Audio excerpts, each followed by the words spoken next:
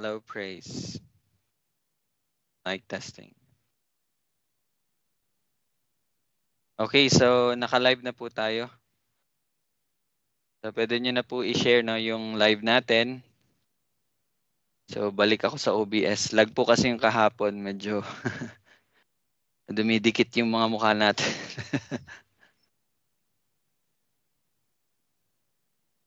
Sige, anyway po, good afternoon. So welcome sa ating Bible study.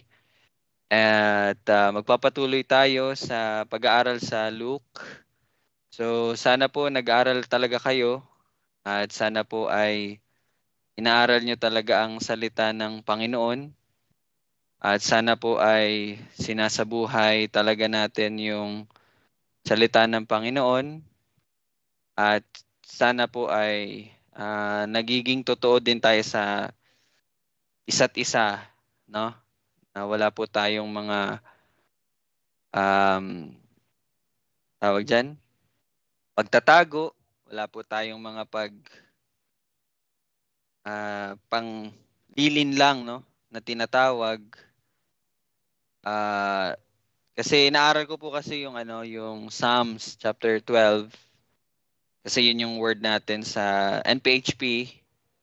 At sobrang naano lang din yung puso ko ba na ganun talaga yung paglalarawan sa masasama,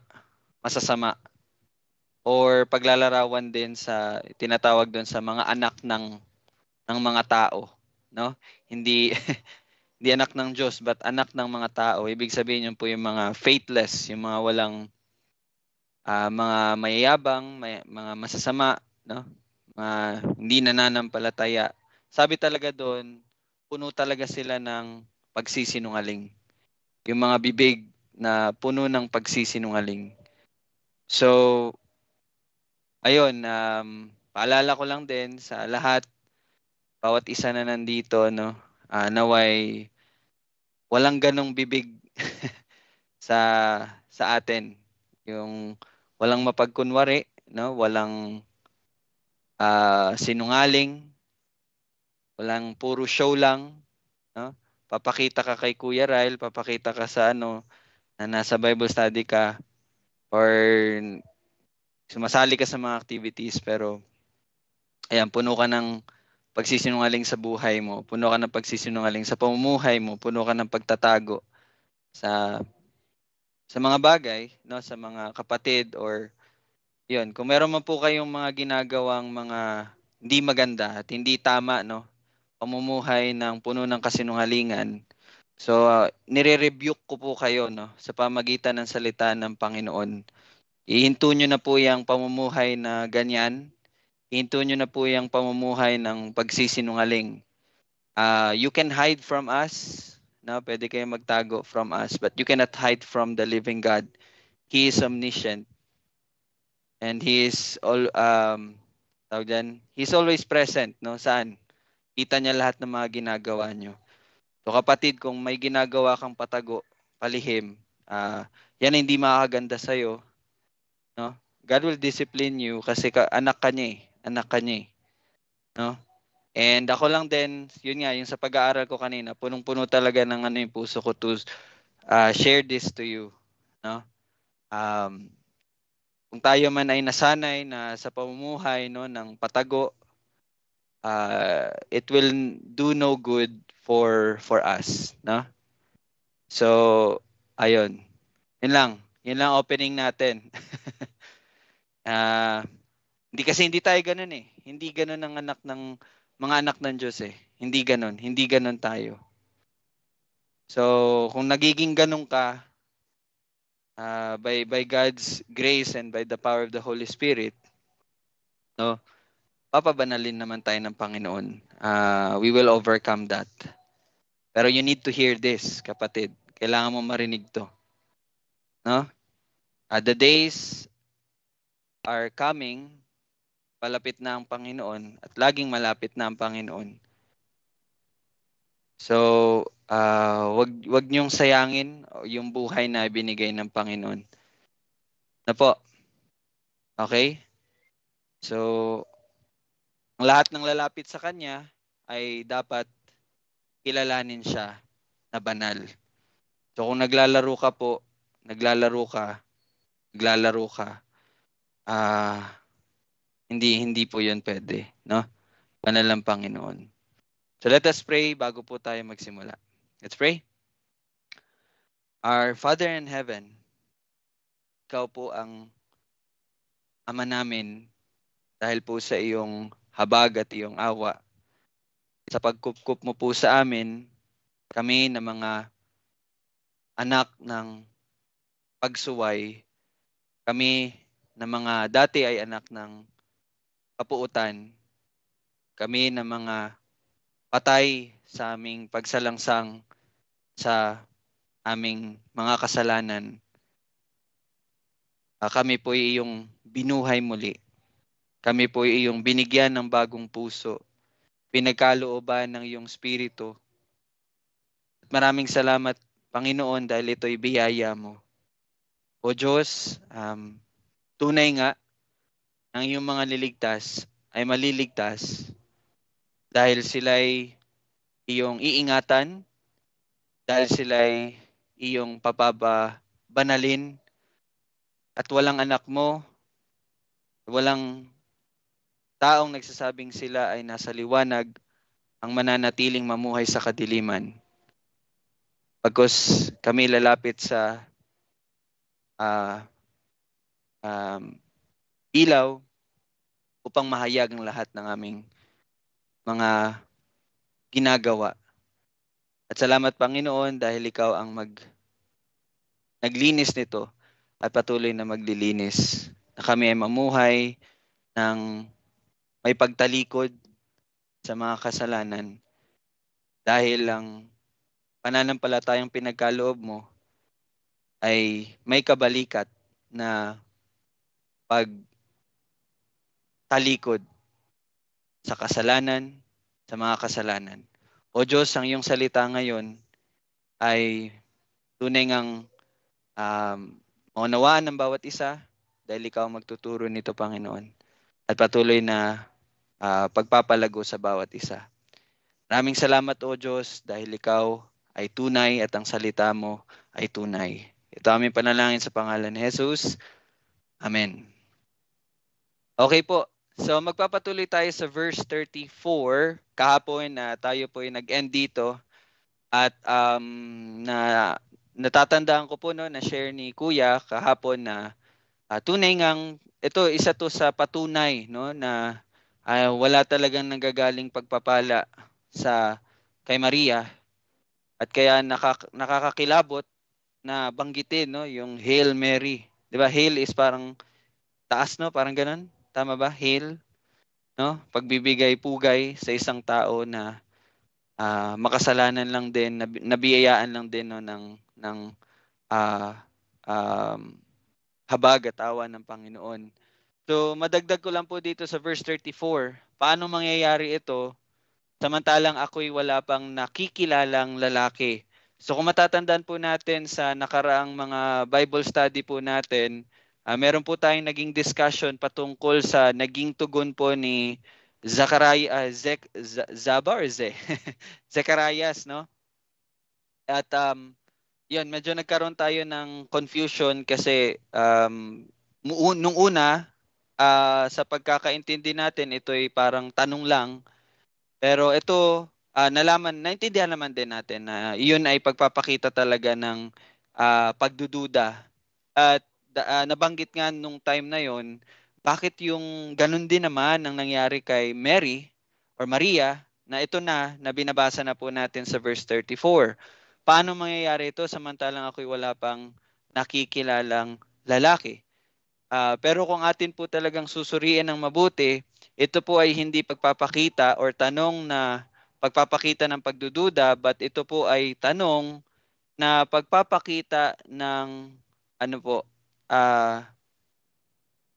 tawag dito, paniniwala, pagkos tinanong niya lang, hindi niya saan ba yung sinulat ko?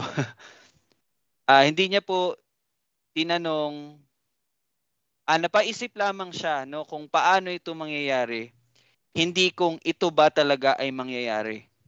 So yun po yung kaibahan dito sa tanong nila. Paano yun mangyayari? Ang tanong niya ay paano yun mangyayari? Hindi ito ba talaga ay mangyayari? Kasi kay Zacarias po, yun yung naging tanong niya eh. Bigyan mo ko ng patunay na ito'y mangyayari. Ibig sabihin, in other words, ito ba talaga yung mangyayari? 'Di ba? Kung walang patunay, kung walang sign, I think hindi yan mangyayari. But here, ang tanong ni Maria is tanong na kung saan tinatanong niya lamang kung paano. Hindi kung ito ba talaga ay mangyayari. So, meron lang din po ako nabasa, no? Ganito po yung mga tanong na tunay ngang kalugod-lugod sa Diyos, no?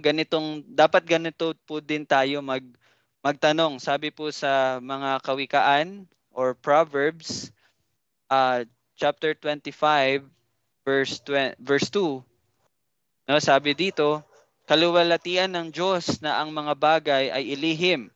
Ngunit kaluwalhatian ng mga hari na ang mga bagay ay saliksikin. No? So, itong verse na to ay nagpapakita sa atin na nalulugod ang Panginoon na tayo'y magsaliksik. Tulad nga po ng ginawa no, ng pagtatanong ni Maria na paano ba ito mangyayari. And in Acts 17:11, so basahin natin yung gawa. Teka lang po. Galatians pala to. So, gawa 17:11. Sabi po dito, ngayon ang mga ito ay higit na mararangal kaysa mga taga Thessalonica sapagkat tinanggap nilang salita ng buong pananabik na sinisiyasat araw-araw ang mga kasulatan kung tunay nga ang mga bagay na ito. So, dito pinapakita na ito yung mga klaseng pagtatanong na kaaya-aya po sa Panginoon. Na hindi lang tayo basta tumatanggap, but sinisiyasat natin na ito'y talaga'y tunay at ito talaga ay galing sa Panginoon. So, yun lang po yung ma-add ko din na comment dito sa verse 34, no? Hindi po ito tanong kung ito ba talaga yung mangyayari, bagkus tanong ito na kung paano ito mangyayari, no? Bakit ba tayo nagtatanong na kung paano? Para din po maging akma or tama natin or may sagawa natin yung tamang gagawin din in light of the revelation na binigay ng Panginoon. 'Di ba? So, baka may madagdag po yung iba sa verse 34. Si Kuya nakapag-share na kahapon. Sige tol, baka may additional pa. Ano lang, ma-add ko lang yung sinabi mo rin ngayon na yung dapat ganun yung ano natin, ganun yung ating pananabik sa salita ng Panginoon. So, kung nagsisiyasat man tayo, sinisiyasat natin kung ito ba talaga ang sinabi ng Panginoon. Hindi kung yun nga, yung contrast nun sa kung ano yung sinabi ni Zacarias. Kay Zacarias kasi ay yung parang blatant lang na yung disbelief ba na mangyayari ba talaga. So sa atin, inaano natin, kumbaga sinusuri natin yung salita ng Panginoon. Kung ito ba talaga ay tunay na galing sa Panginoon.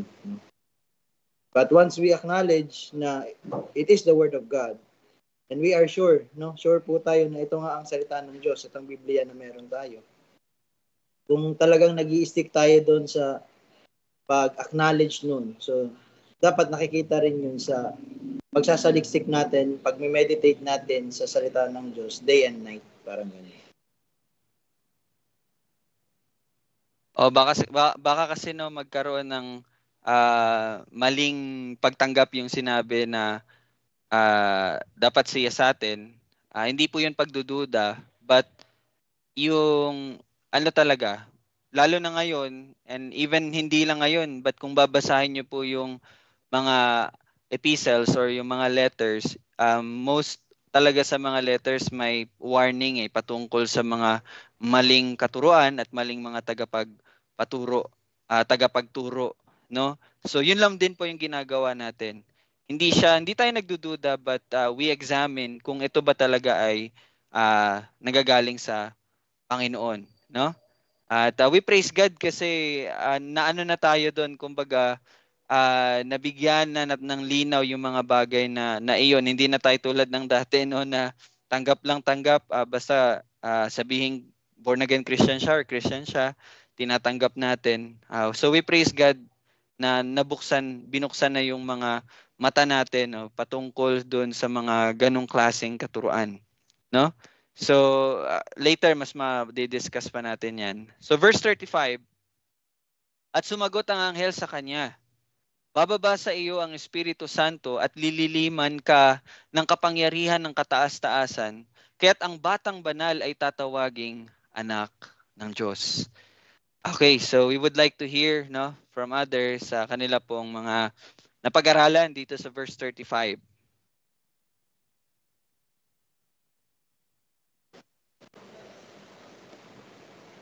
Mag-share lang ako muna para merong time yung iba mag-isip, no? So, kung anong sasabihin. So, ang nakikita ko lang dito sa bababa sa iyo ang Espiritu Santo at lililiman ka ng kapangyarihan ng kataas-taasan. So, then I will nare-remind ako sa salita ng Diyos sa first book niya sa Genesis, yung tinatawag na creation. So, 'di ba, pakiano nga, 'di ba? In the beginning, ano ba yung in the beginning na una? Yung Genesis 1, tol. Ayan. Ayan yan. 1 verse 2. Ang lupa ay walang anyo at walang laman at binalot sa kadaliman ng kalaliman, samantalang ang Espiritu ng Diyos ay kumikilos sa ibabaw ng mga tubig. So, kung mapapansin natin, merong pagkakahawig, yung wordings o yung sinabi. Kasi nga, iisa lang ang nagsalita nito, ang Diyos, no? Sa pamamagitan ng anghel, si Gabriel. Gabriel ba? So, ayun nga. So, pinapakita dito na tunay na sa magaganap kay Maria, the same God na lumikha ng mundo, ang siyang may likha din o may plano o may gawa ng ating matutunghayan, no, na napakagandang, tawag diyan, yung amazing, no, amazing grace, no, yung sa pamamagitan nga nung mangyayari sa bukod na pinagpala sa lahat na si Maria. So, kumbaga, let us acknowledge God, God the Holy Spirit. Kumbaga, yung sabi nga sa ano, 'di ba, sa Sunday natin na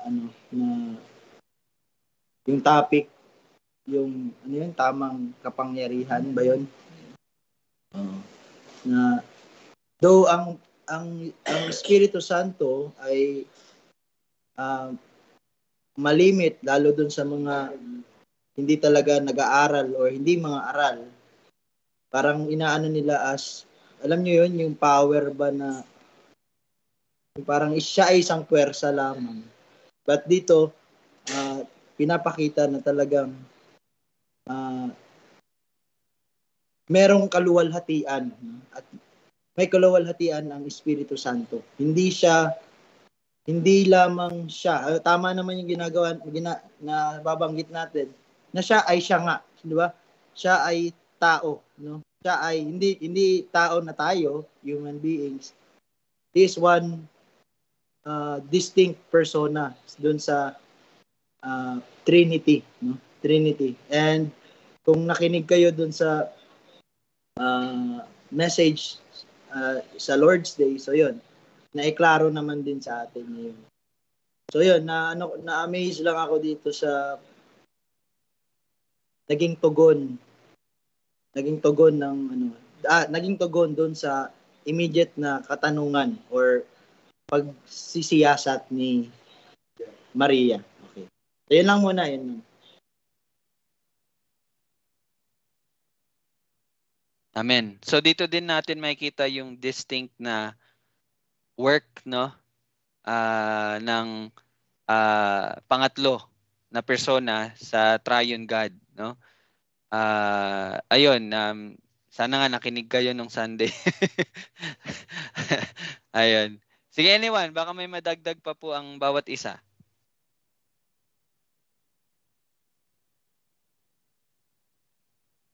Tita Susan? Ay, si Ate Arshan? Parang nag-unmute. Sige. Saan lang po yung madadagdag ko lang po. Ayun, yung ano nga po yung parang 'di ba si Maria po kasi tanong niya po kasi paano po mangyayari yon. Ayun po yung dito po sa verse 35, sabi po dito na sa iyo ang banal na spirito at dililiman ka ng kapangyarihan kataas-taasang Diyos. Kataas-taasang Diyos. So, parang yung naano lang po dito, yung naintindihan ko lang po na ito po yung sagot po doon sa tanong po ni Maria, tapos yung parang katulad po nung nangyari doon sa kay 'di ba kay Haring David po nung tinanong po kung ay 'di ba nung pinapaano po kung ano daw po yung kahulugan doon sa panaginip niya, tapos yung katulad po nung ginawa po ng banal na espiritu kay Daniel, 'di ba kay Daniel nagpray po siya, tapos sa tulong ng banal na espiritu, kumbaga makikita po talaga dito yung work po ng Holy Spirit, at hindi lang po to para masabi po yung panaginip po ng hari, kundi para din po makita ng lahat ng tao na sa banal na spirito, kumbaga yung pagkilos po ng banal na spirito. Tas ganun din po dito kay nangyari po kay Maria, na sa banal na spirito makikita ng mga hindi lang kay Maria kundi pati sa tao, kay Jose, 'di ba nagtaka nga po sila na bakit kabubuntis. Kumbaga makikita po pag once na yung Holy Spirit po yung kumilos, yung mga imposible po magiging posible. Tapos ayun po yung sa katugunan po sa propesya po. Tapos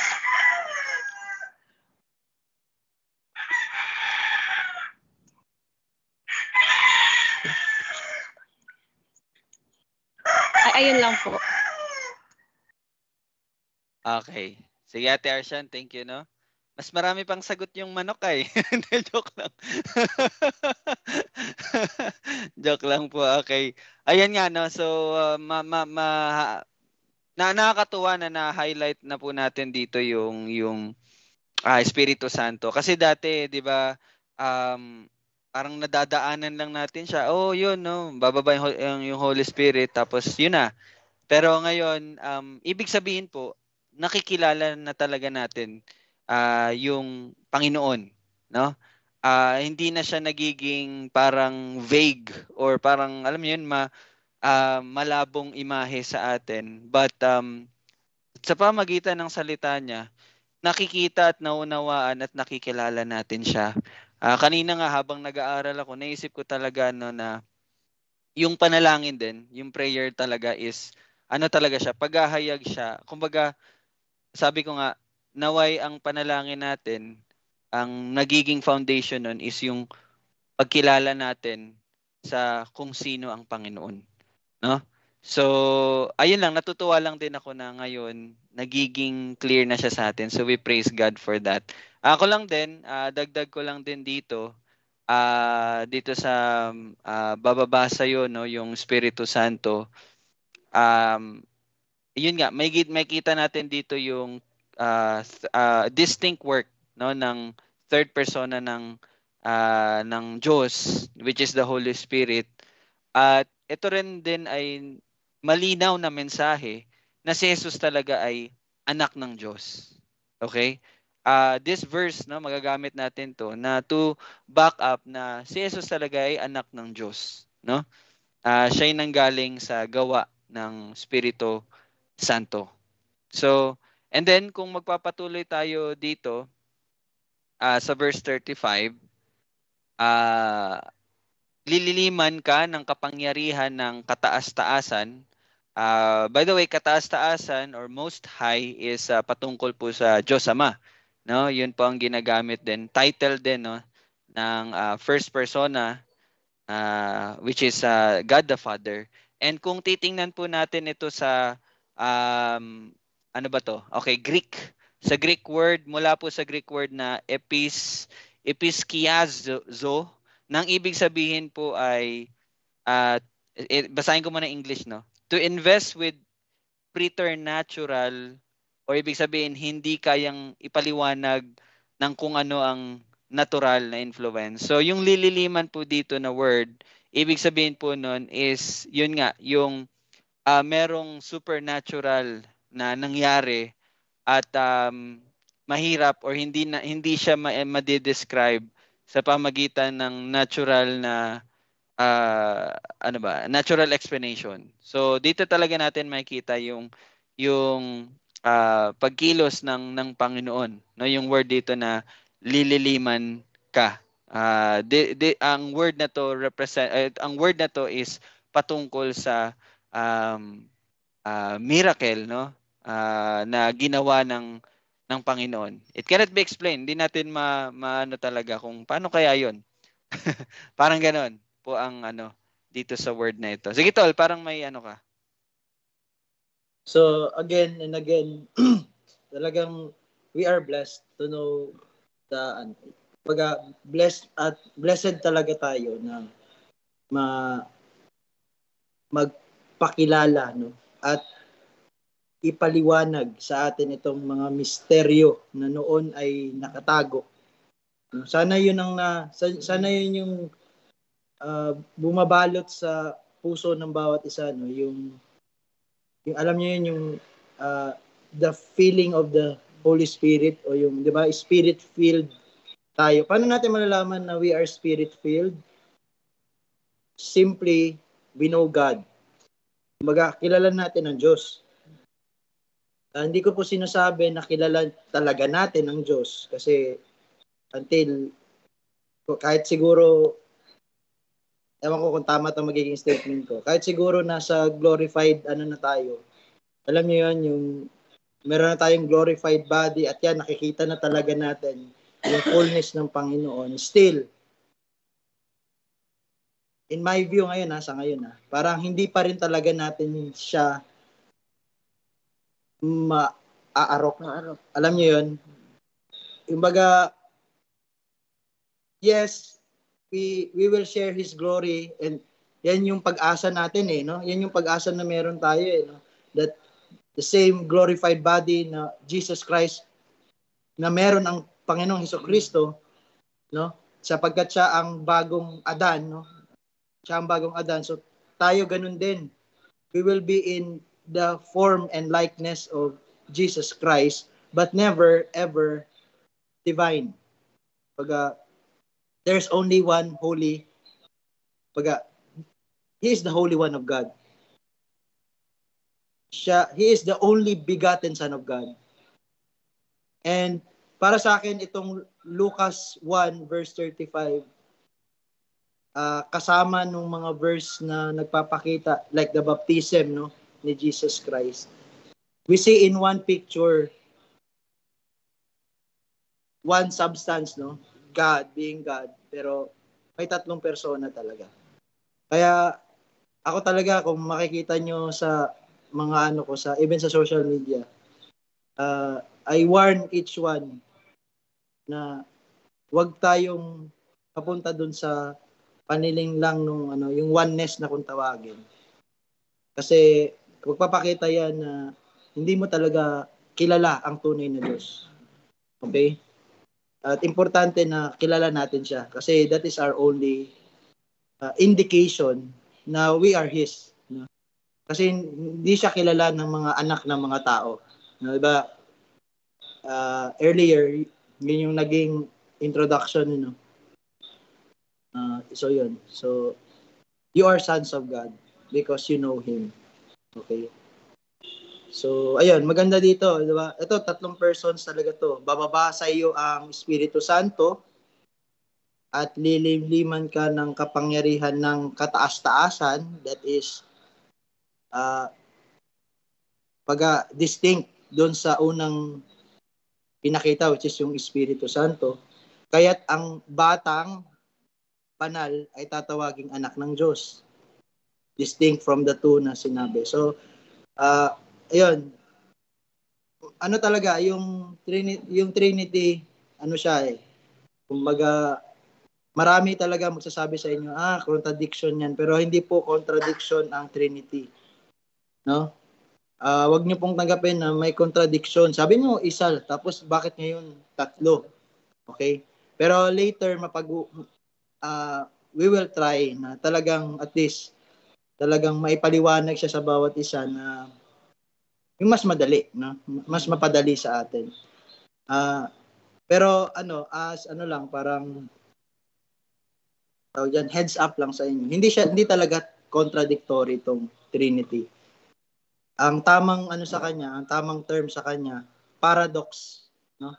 Paradox po ang Trinity. And hindi ko muna 'yun itatackle ngayon kasi medyo hahaba at hindi rin ako handa na yun. Pero ang paradox po, parang ibig sabihin lang niya, parang contradiction. Ayun, yun na lang muna, no?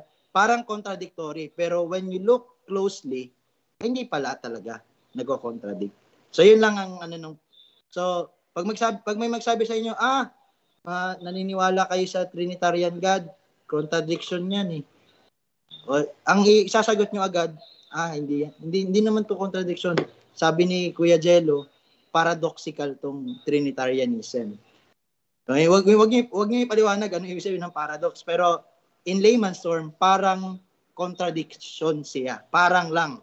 Pero when you look closely, kaya nga 'di ba importante talaga na siyasatin natin ang salita ng Diyos. Ano ba talaga ang tinuturo ng salita ng Diyos tungkol sa dito sa konsepto ng Trinity?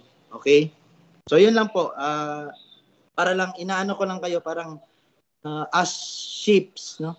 Para hindi talaga kayo mabugaw or alam niyo yon, madala ng mga false prophet. Yun lang po. Tsaka dagdag ko yung sinabi dito, no?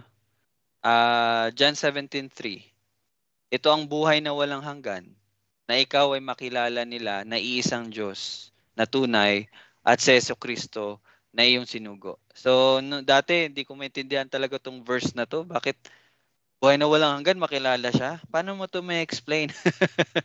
'Di ba mga kapatid? Pero ngayon, alam na natin anong kahulugan nito.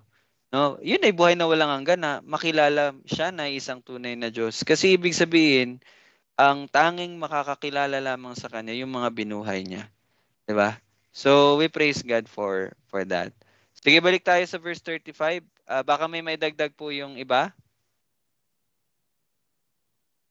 Ganda rin, no? Ito another verse na nagpapakita na yung Trinity, no? Yung presence nung tatlong persona, no? So maganda, dagdag 'yon sa ating din. Okay? So kung wala na, patuloy tayo sa verse 36. Si Elizabeth, okay, ito na, pumasok na si Elizabeth, na iyong kamag-anak ay naglihiri ng isang anak na lalaki. Bagamat siya'y matanda na, ito ang ika-6 na buwan niya na dati tinatawag na baog. Ayan, sige po. Kayo naman po. May share niyo po yung mga napag-aralan.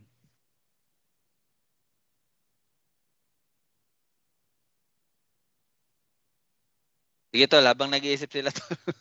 Ayun. So, ganun yung magiging role ko, no? Habang nag-iisip kayo, gusto nyo i-put into words yung mga napag-aralan nyo na. Kasi naniniwala ako na nag-aaral naman talaga yung bawat isa. So, wag po tayong, wag tayong ma-discourage, always encourage one another, no? As brothers and sisters in Christ. So ayun, yung nakikita ko dito kasi ito nagiging practical lang rin ako minsan.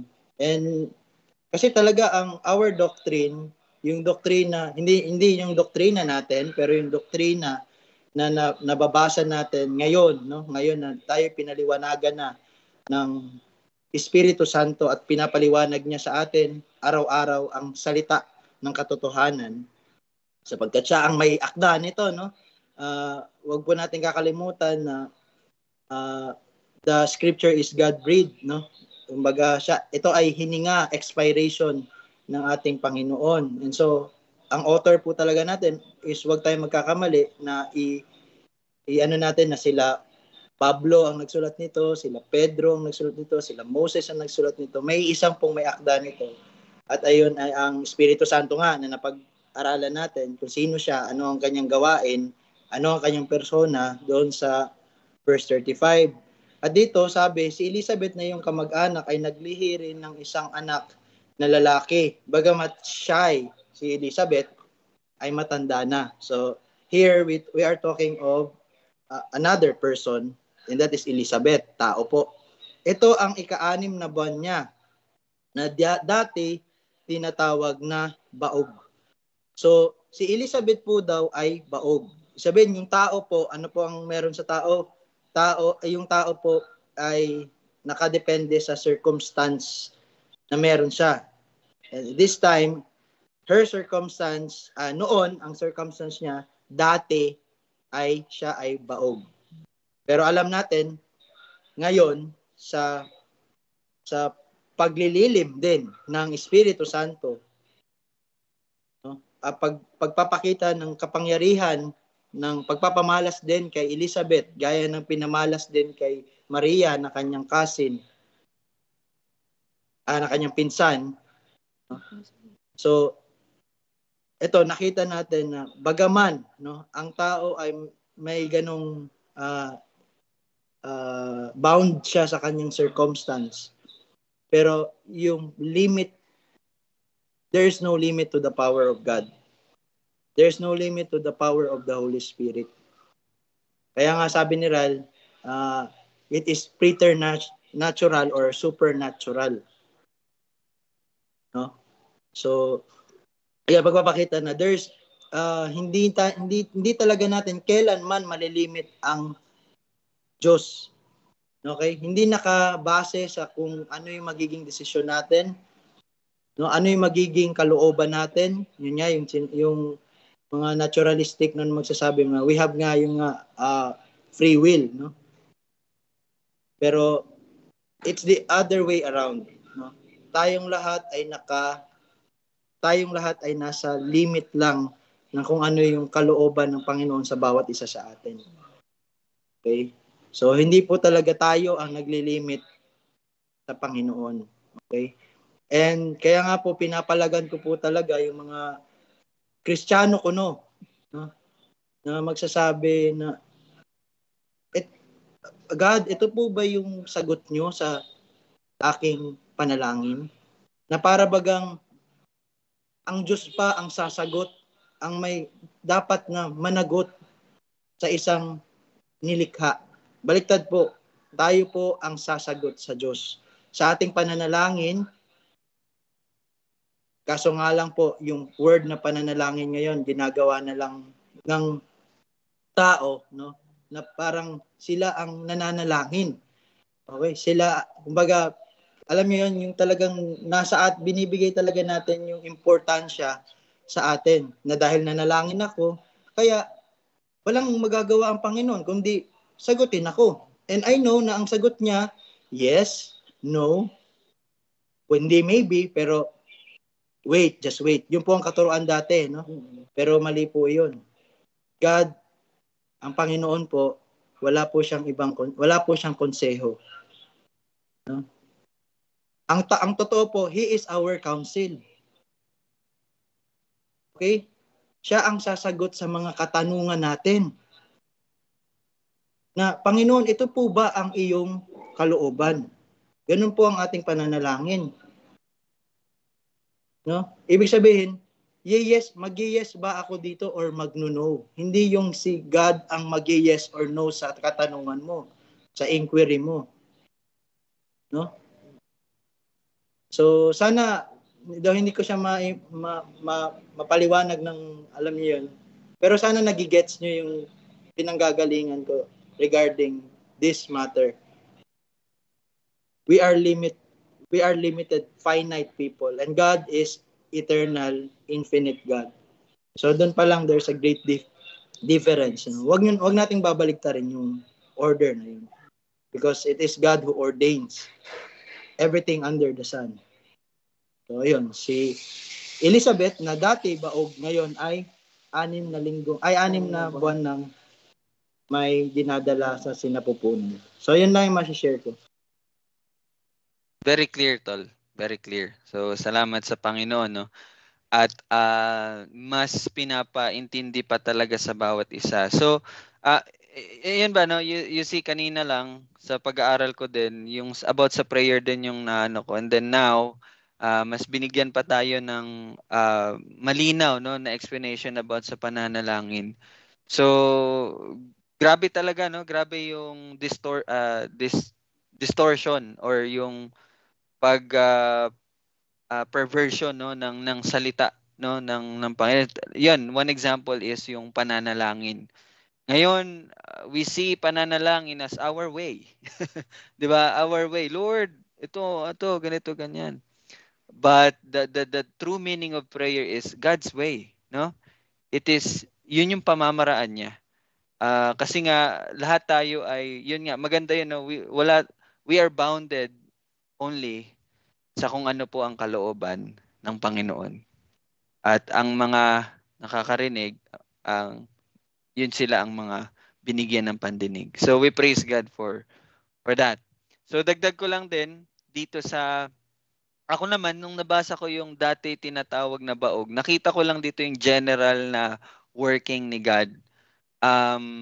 Ang ibig ko pong sabihin, tayo din ganito din tayo Kumbaga tayo ay mula sa ganitong sitwasyon and God, ang Panginoon lang talaga ang makakapagbago ng sitwasyon na meron tayo. So ano po yung binabanggit ko po na iyon. So yun po yung sa wait lang, no. Okay ito.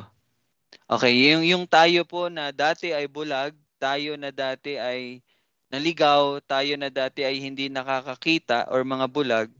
Ngayon, tayo na po ay buhay, tayo na po ay nabalik, natagpuan na, at tayo po ay nakakakita na. 'Di ba? May ganyan po verses, no, na makikita natin all throughout the New Testament. So, wala lang, yun lang din ang nakita ko. Kumbaga, na-amaze lang din talaga ako sa working ni God. And it is hindi talaga tayo yung gumagawa ng way para tayo ay makakita. Hindi tayo ang gumagawa ng paraan upang tayo mabuhay. Hindi tayo ang gumagawa ng paraan upang tayo ay mabalik. Kasi nga ligaw tayo, 'di ba? So just like here, no, yung power ng kapangyarihan ng Panginoon. Kasi nakita ko dito yung pag-emphasize dito na dati tinawag na baog. So it is the will of God, no? Sige, Tol. And yun, para lang maliwanagan tayo dun sa word na baog, no? So yung baog po, hindi lang po ibig sabihin niya na hindi ka makakapag-anak, no? Kasi nga po, in modern science, meron talagang mga sitwasyon, lalo yung mga babae, na hindi talaga sila makapag-conceive ng anak, no? Pero there is more pala dito sa word na baog. Ito, naiintindihan talaga ng mga bumabasa nitong kumbaga original na sinusulatan ni Lucas, ano, na ang pagiging baog po ay isang sumpa, no? Pag sinabi pong sumpa, ano po talaga siya, itong sumpa na to, hindi, wag i-erase niyo na po yung sumpa na nanggagaling sa mga witchcraft, yung mga, 'di ba, yung mga voodoo, mga ganun po. Ang pag sinabing sumpa, ito po ay nanggagaling sa Diyos, no? Meron lang pong dalawang pwedeng mangyari sa isang tao. It's either God will bless him. Pag sinabing God will bless him, sabihin siya ay malalapit pa sa Panginoon. And pag sinabing sinumpa, ikaw ay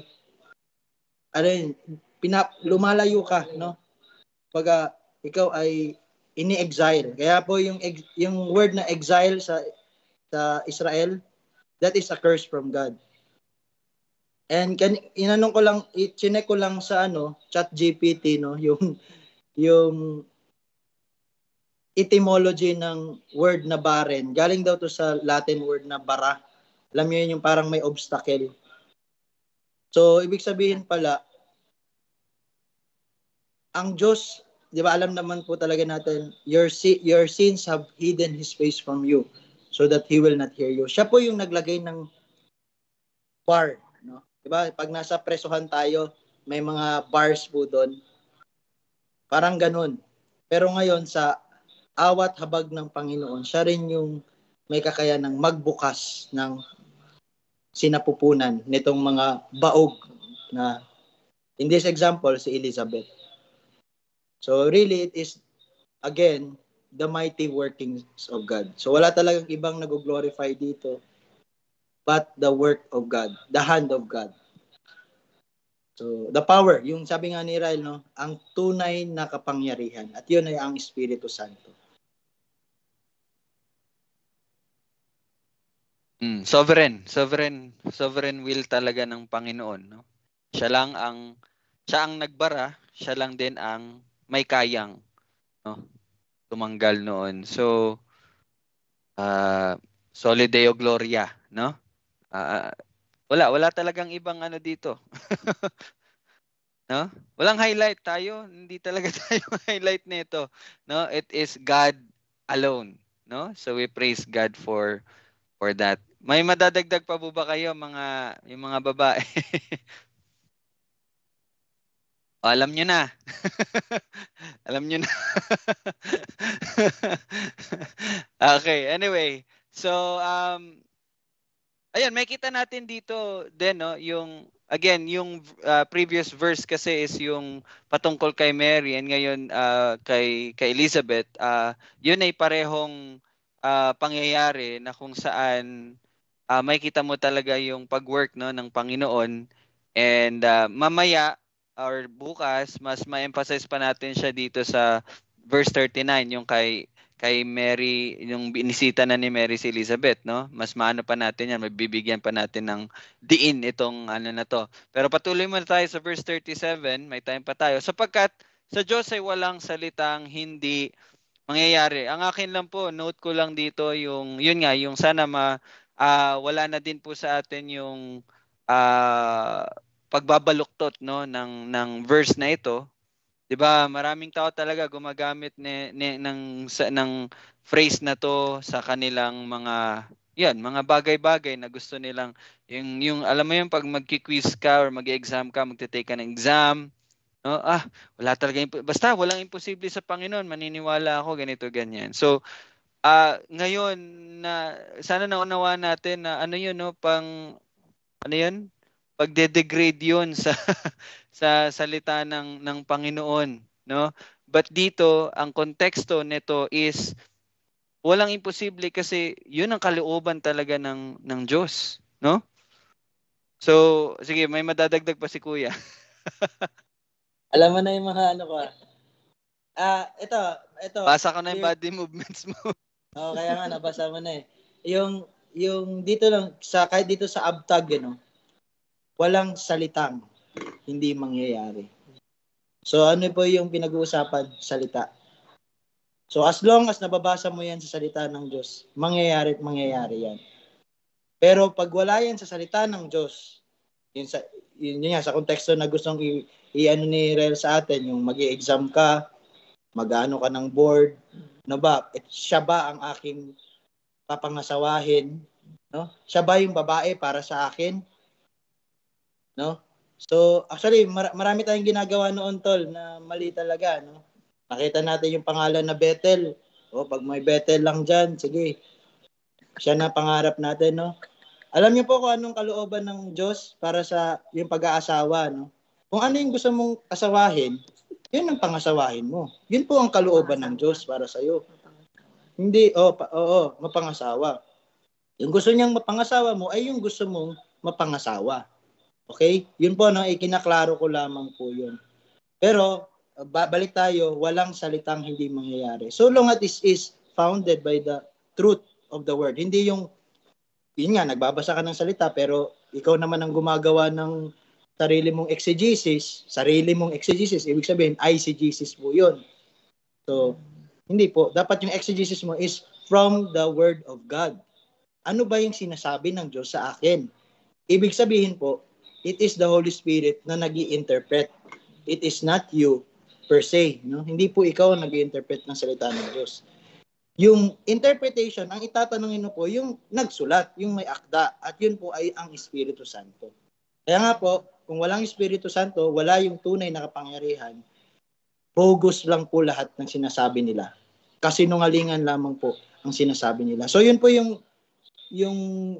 para sa akin yung mas deeper na ano nang yung pagsisinungaling. Actually, yes, will I ako nakakapag ano pa rin ako. To be honest, I'm not being 100% transparent. Therefore, I lie. No? Pero ito kasi salita ng Diyos, pag ito yung hinaharangan mo. So, this is another level din. So, yun lang. Baka lumihis na ng landas. Ako lang din, no, ang naano ko lang din, di ba dito, sapagkat sa Diyos ay walang salitang hinding mangyayari. Sa English kasi niya, for nothing will be impossible with God. Ganun yung pagkaano dito sa ESV. Hindi ko lang alam sa NASB. Pa-check nga tol. But, okay. But anyway, ito no, sapagkat sa Diyos ay walang salitang hindi mangyayari. Napansin niyo po ba yon? Kasi, yung mga nangyari kay Mary, yung mga nangyari kay Elizabeth, okay mga kapatid, yun po ay inihayag na or sinabi na noong una pa man. 'Di ba? It was already been prophesied. Itinalaga na to noong una pa man. Nung many years ago pa ang nakalipas. Kaya ito ay mangyayari. Why? Bakit? Sapagkat sa Diyos ay walang salitang hindi mangyayari. Gaya nga din po na nabasa ko sa Psalms 12. Ang salita ng Diyos ay pure. It is refined. No? So, doon mo talaga makikita na walang kasinungalingan sa salita ng Panginoon. Kaya yun ay mangyayari. Di ba? Verse 36. Na dati tinatawag na baog. Minsan kasi naisip natin, wow, grabe talaga yung power ni God, no? Pero in the context dito, verse 37, sapagkat ang Diyos ay walang salita, sapagkat sa Diyos ay walang salitang hindi mangyayari. Ibig sabihin, kung yan ay niloob niya, yan ay sinabi niya, yan ay tinalaga niya, yan ay mangyayari. Okay? So, yun lang ang gusto ko pong may dagdag din dito. Sa NSB tol, ano yung pagka-translate? Ay, sorry, hindi ako nag-follow ng instruction. Hindi ko inano yung NASB. Pero tinignan ko yung Greek talaga. Wala namang yung word na salita. Parang everything. Everything. Parang ganun lang. So, and para sa akin, may relate ko everything sa salita kasi in the beginning was the word. All things are made through the word. So, parang everything lang. Everything under the sun. Nothing will be impossible with God. Parang ganun. Okay. Sige, yun po, no? So, itapusin na natin 38 siguro. Konting minuto lang po na dagdag. At sinabi ni Maria, narito ako na alipin ng Panginoon, mangyari sa akin ng ayon sa iyong salita. Pagkatapos iniwan siya ng anghel. So, madadagdag ko po dito is yun, yung proper response talaga ng mga inihayagan, no? Hinayagan ng salita ng Panginoon. At yun, mangyari nawa. Ibig sabihin, let your will be done, no? In other words, at kung mapapansin nyo din po dito yung salita ni Maria, narito ko na alipin ng Panginoon. So, makikita nyo dito na Maria understood who she was or who she is. Kung sino siya sa mata ng Panginoon. And I think yun din ay napaka-importanteng laging tandaan ng bawat isa kung sino tayo. 'Di ba kung sino, kaya nga pa nagbabasa po tayo ng salita niya, it only describes kung sino siya, 'di ba? At kung sino yung mga anak niya. I mean, kung anong pamumuhay na meron ng mga anak niya. So, it is very important for us na i-remind ng bawat isa kung sino ka, kapatid. Ikaw ay anak ng Diyos, no? Ikaw ay binuhay ng Diyos. So, hindi ka na patay na namumuhay tulad ng mga patay. Naintindihan niyo po 'yun? Kaya nga, yung mga sinasabi natin na paalala, hindi po 'yun pang na kumbaga parang hindi po 'yun pang down or what, but pinapaalala lang sa atin kung sino ba tayo sa harapan niya. At ito ang laging tugon natin ng mga binuhay niya. Mangyari sa akin nawa ang ayon sa iyong salita. So, ang ating pamumuhay ay bounded sa kung ano po ang salita ng Panginoon. At may share ko lang din po, kung titingnan niyo po yung ESV version po ng verse 26 hanggang 38. Ito, na pakinggan ko lang kay Stephen Lawson. Yung pag ano niya ba, tag dito, pag outline niya no, nung nag-message siya dito. Ang ganda lang din. Kung titingnan niyo po sa ESV sa English, sa verse 29, sabi doon, what this might be, no? Might be. And sa verse 30, do not be. Okay? And sa verse 32, he will be. At sa verse 34, how will this be? And in verse 38, let it be. So yung topic niya is yung outline niya, yung mga be words, no? And then ang parang pagkaka-share lang din ni Dr. Stephen Lawson, yun, may mga bagay na may katanungan tayo. What this might be. Pero wag tayong mabahala, do not be. Dahil siya ang bahala, he will be. At siya ang may alam, how will this be? Siya ang may alam. So maging tugon lang natin ay mangyari nawa, let it be.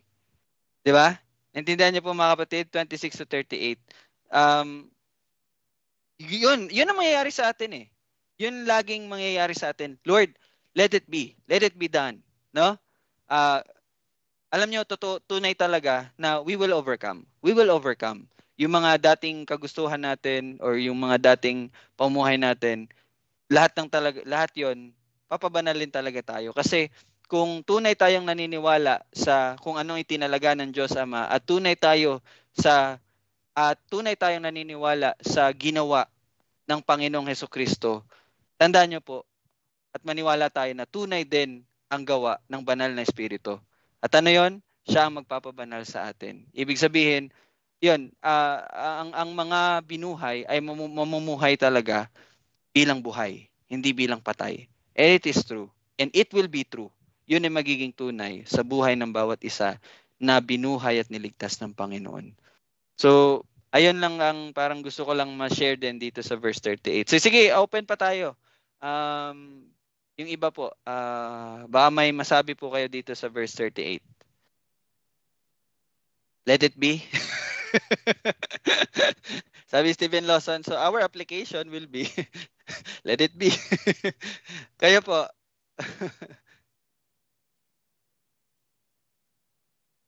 Kala ko nga kakanta siya eh.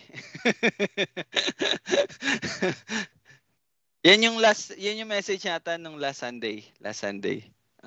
Sa Trinity Bible Church of panoorin nyo. Maganda yung preach, no?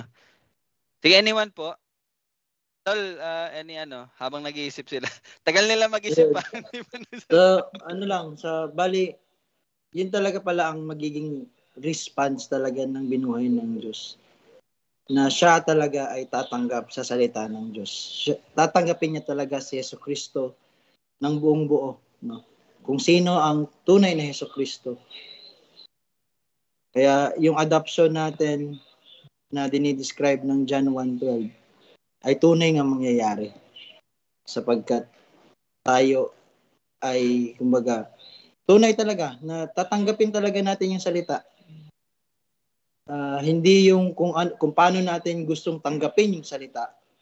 We will just accept the plain word of God. Sola Scriptura. Kung ano yung nasa salita, may it be masakit, may it be hindi katanggap-tanggap sa atin. Hindi katanggap-tanggap, pero ano yung milagro? tinatanggap mo eh. Diba? Hindi mo matanggap sa sarili mo na ganito ka kayabang. Ikaw ay sinungaling. Pero dahil sabi ng Diyos sa iyo, sinungaling ka, pero hindi kita ginawa para maging sinungaling. Pero you see, ang una magiging response natin is yung pride nga natin eh. Kasi it is original sa atin eh, di ba? Yung sin, yung pride, di ba? Yung pag sinabi natin pride of life, ano yung mga nakalakip sa pride of life? Yung fame, yung honor. Pero pag sinasabi, sinungaling ka, di ba hindi natin matanggap? Sino ka para sabing sinungaling ako? Alam ko yun. Di ba? Na sinungaling ako. Pero, ang magiging response ng taong makakarinig, di ba? Kanina, nung nagsasalita si Utol, talagang tinatamaan talaga ako ng bongga. Sabi ko, paano ko ba i-defend yung sarili ko? Then, I am reminded by the Holy Spirit, bakit kailangan mong i-depensahan yung sarili mo? Nandito na nga ako, nandito na ang kaligtasan na nagmumula kay Hesukristo. Yung lahat ng kasalanan mo na naririnig mo ngayon, inako yun ng Panginoong Hesukristo sa Krus Kalbaryo. And why defend yourself? Because hindi ka nananampalataya kay Kristo. So, those proud people will never accept the Word of God. Will never accept Jesus being the Word of God. So, He is our only hope. Acts 4:12. So, ayun. Sige po. Yung mga natamuan pa po dyan ng bonggang-bongga. Pwede na kayo magsalita. Tunay po, mapanakit po talaga ang salita ng Diyos. Nasaktan ka talaga nito. Kaya nga po, ang description niya, sword eh. Double-edged sword. It cuts through. Ganun po, hindi po siya, ano ba yung testified na ginagawa ng mundo ngayon about the word. Daily bread, yung paisa-isa lang, kakainin mo parang vitamins, hindi po ganun. So, yun po. Pero maganda tol, no? Masakit siya pero nabibuild up, nakakapag-build up siya. Hindi siya nakakasira or nakakaano. Sa mga binuhay, sakit man siya, pero it will build you up, no? And we praise God for that, no? So, sige Tita Susan, parang handang-handa ka na sumakmal. May sasabihin ka, Tita Susan?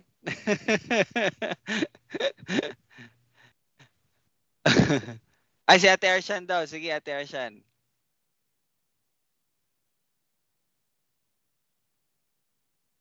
Nakamute ka pa, ate. Wala, ayun, ano ko lang po yung sa sinabi niyo po ni Kuya Jello. Ayun po, totoo po yun. Tapos, yung tunay nga daw po na Kristiyano, magtaka ka daw po pag once na nagkakasala ka, tapos parang wala lang po sa'yo. Yung parang hindi na ano yung puso mo na parang hindi ka nasasaktan pag once na nagkakasala ka, pero pag once na tinatama ka, parang nagagalit ka, doon ka natatamaan. Parang doon na daw po tayo magtaka pag once daw na ganun na yung puso natin. Kasi yung totoong Kristiyano, yung totoong binuhay ng Panginoon natutuwa po pag once na tinatama, na pag once na may masakit na sinasabi sa atin, pero yun yung magtutuwid sa pamumuhay natin para sa Panginoon at hindi natutuwa sa kasalanan. Oo, kasi pag yun yung tunay na pag-ibig, 'di ba? No? Na hindi talaga kinalulugdan, no, ang kasalanan. So tinatama siya at yung tunay naman din na nakakatanggap ng pag-ibig ay tinatanggap din ito, no? At yun nga, sabi natin kanina, it will really build up the person, no? Na mas kumbaga, kasi gano'n naman talaga ang tunay na binuhay eh. Makikita mo talaga mas nakikita mo yung kasalanan mo, No? Mali yung dati natin iniisip na kapag born again Christian ka na, mas mapapaano yung buhay mo, yung 'di ba yung ganung pagtingin natin sa mga sarili natin ba, no? Na babait na ako, ganito ganyan. Pero ang totoong puso pala talaga ng binuhay, mas nakikita niya um, yung kasamaan niya, no? Or I mean yung depravity niya ba? At yun ay iniiyakan niya talaga na kumbaga kasi nakikita niya yung kabanalan talaga ng Panginoon, no? And by that, we fall down in our knees, no? Kaya nga ano yun? Ano yun? Blessed are those who are poor, no? In spirit, no? Those who are in need. Kasi sila talaga ang nakita na wala talaga silang kaya. Kaya nga doon din sa Psalms na nabasa ko din, ang kabaliktaran talaga ng 'di ba ng dukha is yung mayabang, no?